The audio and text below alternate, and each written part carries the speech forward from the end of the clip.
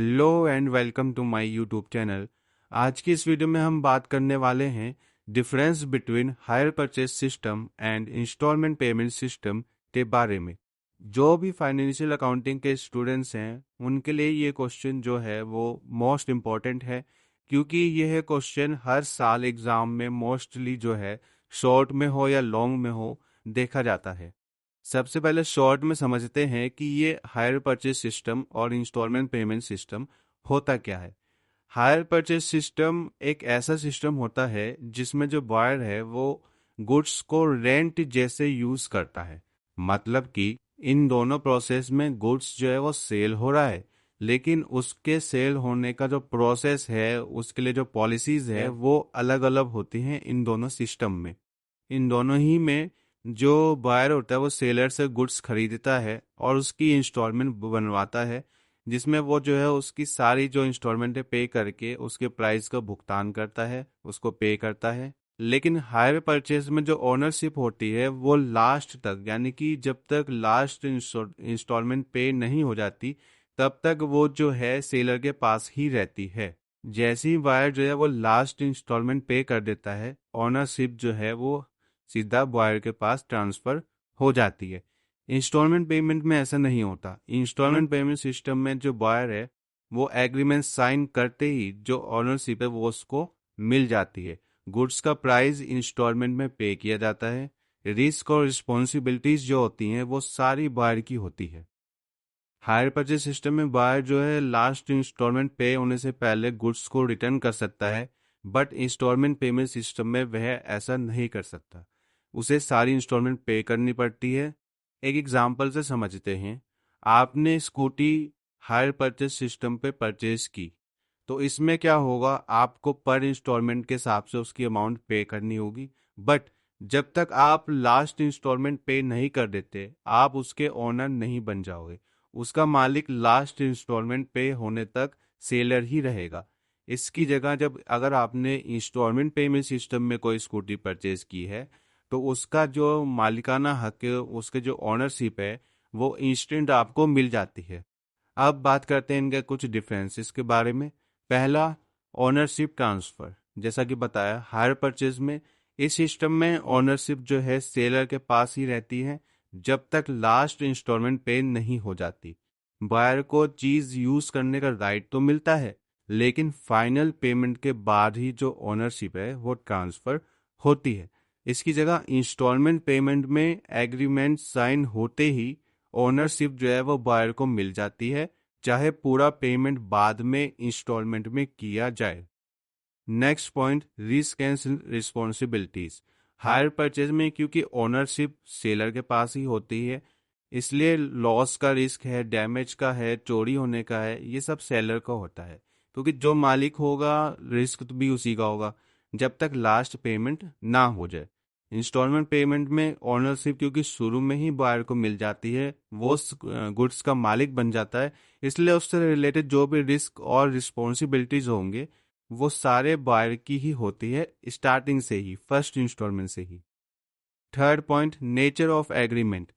Higher purchase में ये एक हायर एग्रीमेंट होता है जिसमें एंड में परचेज का ऑप्शन दिया जाता है। इंस्टॉलमेंट सिस्टम में ये एक क्रेडिट सेल होती है जिसमें बायर प्राइस का पार्ट्स यानी कि इंस्टॉलमेंट में पे करता है। इसका मतलब ये होता है कि जो हायर परचेज में एग्रीमेंट बनता है वो रेंट का बनता है, कि यानी कि ये जो गुड्स है ये भी रेंट पर चल रहा है। जैसे ही लास्ट इंस्टॉलमेंट पे हो जाएगी ये गुड्स सेल हो जाएगा। बल्कि इंस्टॉलमेंट पेमेंट सिस्टम में जो गुड्स होता है उसका जो एग्रीमेंट बनता है वो स्टार्टिंग से ही सेल का एग्रीमेंट बनता है, और फर्स्ट इंस्टॉलमेंट पे ही उसकी जो ओनरशिप है वो बायर को सेल हो जाती है। Next point, right to return the goods. बताया था हायर परचेज सिस्टम में बायर चाहे तो गुड्स रिटर्न कर सकता है और आगे इंस्टॉलमेंट देने की ऑब्लिगेशन नहीं होती। मतलब जिस टाइम पर गुड्स को रिटर्न किया उसके बाद कितनी भी इंस्टॉलमेंट्स पेंडिंग हो वो बायर को नहीं चुकानी होती है। बस डैमेज, अगर उसमें उस गुड्स में कोई डैमेज हुआ है तो उसकी अमाउंट पे करनी होती है। इंस्टॉलमेंट सिस्टम में बायर जो है वो गुड्स रिटर्न नहीं कर सकता, क्योंकि जो ओनरशिप है वो स्टार्टिंग में ही ट्रांसफर हो चुकी है। उसे सारी इंस्टॉलमेंट पे करना जरूरी होता है। Next point, repossession of goods. इसका मतलब होता है अगर बायर जो है कोई डिफॉल्ट करता है, यानी कि कोई इंस्टॉलमेंट पे नहीं करता है, बार बार रिमाइंड कराने पर भी अगर इंस्टॉलमेंट पे नहीं होती है, तो हायर परचेजर जो है वो गुड्स को वापस ले सकता है। इंस्टॉलमेंट पेमेंट सिस्टम में बायर जो है ऑलरेडी ओनर होता है, इसलिए सेलर जो है गुड्स वापस नहीं ले सकता। सेलर को कोर्ट के थ्रू ही जो ड्यूज है वो रिकवर करने पड़ते हैं। क्योंकि ऑनरशिप ट्रांसफर हो गई है, इसलिए उस गुड्स पर जो है सेलर का कोई राइट नहीं रहता है। उसे अगर बची हुई इंस्टॉलमेंट को प्राप्त करना है तो उसे कोर्ट के थ्रू जाना होगा। Next point, down payment. Usually down payment जो है इनिशियल अमाउंट जिसे कहते हैं देना जरूरी होता है, तब जाकर जो है गुड्स उनको मिलती है। इंस्टॉलमेंट पेमेंट सिस्टम में डाउन पेमेंट हो भी सकती है या नहीं भी, ये एग्रीमेंट पर डिपेंड करता है। Next point, interest charges.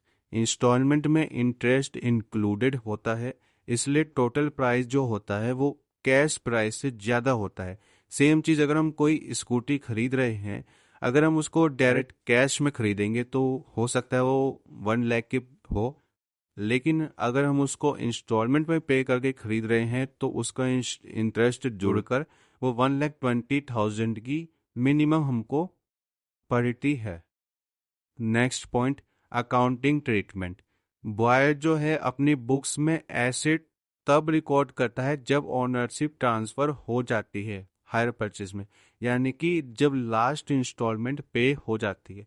Instalment payment में बॉयर जो है वो परचेज के टाइम ही एसेट जो है अपनी बुक्स में रिकॉर्ड कर सकता है, अपनी बुक्स में दिखा सकता है।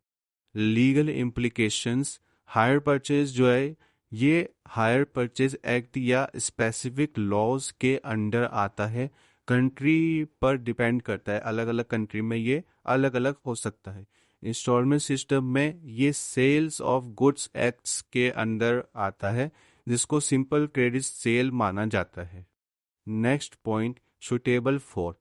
हायर परचेज में ये उन बायर्स के लिए सुटेबल होता है जो एसेट्स यूज करना चाहते हैं लेकिन फुल कमिटमेंट का श्योर नहीं होते। मतलब ये श्योरिटी नहीं होती कि वो उस गुड्स को परमानेंट परचेज करेंगे या नहीं। इंस्टॉलमेंट सिस्टम में ये उन बायर्स के लिए बेस्ट है जो परचेज के लिए फुली श्योर होते हैं और पूरा पेमेंट टाइम के साथ कर सकते हैं। इस प्रकार हमने हायर परचेज और इंस्टॉलमेंट पेमेंट सिस्टम के बारे में समझा। दोनों ही गुड्स को इंस्टॉलमेंट में खरीदने की जो पॉलिसीज हैं, लेकिन जो दोनों के रूल्स हैं वो अलग अलग हैं। यही दोनों के डिफरेंसेस बन जाते हैं। मैं आशा करता हूँ आपको यह वीडियो पसंद आई होगी। वीडियो को लाइक, कमेंट और शेयर जरूर करें और चैनल को सब्सक्राइब करें। धन्यवाद।